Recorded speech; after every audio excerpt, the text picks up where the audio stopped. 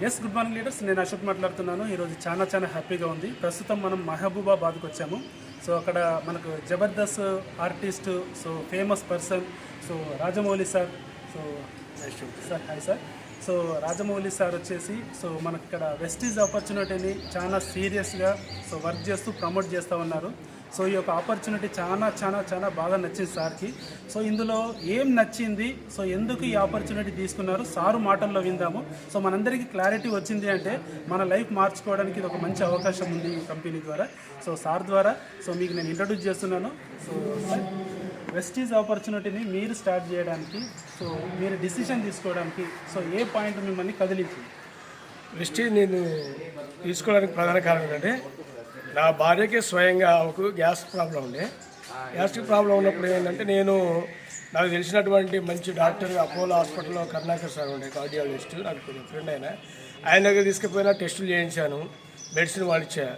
అంటే అది హార్ట్కి సంబంధించింది కాదమ్మా, నీ హార్ట్ పర్ఫెక్ట్గా ఉంది, అది గ్యాస్ ప్రాబ్లం అని చెప్తే సరే అని మెడిసిన్ వాడిన కూడా అక్కడ ప్రూవ్ కాలేదు. తర్వాత నిమ్స్లో చూపించాను, తర్వాత ఇక్కడ వరంగల్లో హన్మకొండలో కూడా చూపించాను. అయితే వీటితోటి తగ్గనటువంటి ఆమెకున్నటువంటి డిసీజ్ కేవలం వెస్టీజ్లో రైస్ బ్రాండ్ ఆయిల్ వాడినందుకు తగ్గింది. అది నన్ను బాగా ప్రభావితం చేసింది.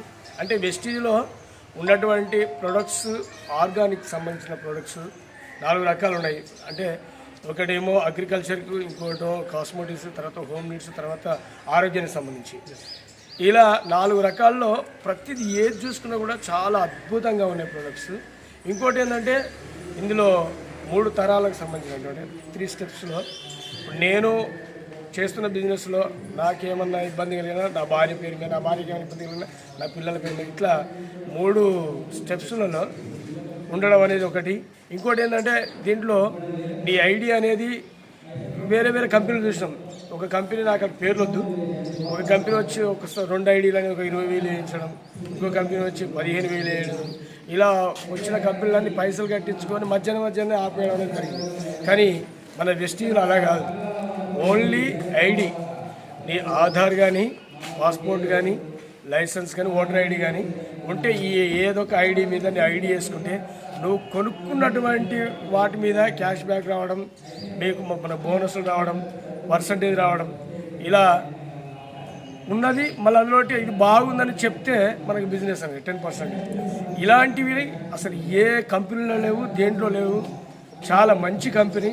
ఎందుకంటే మనం కొనుక్కునే వస్తువుల మీద మనకు లాభదాయకంగా, ఆరోగ్యంగా చాలా బాగా ఉంది కాబట్టి. అంటే మనం వాడే వస్తువులు ఈ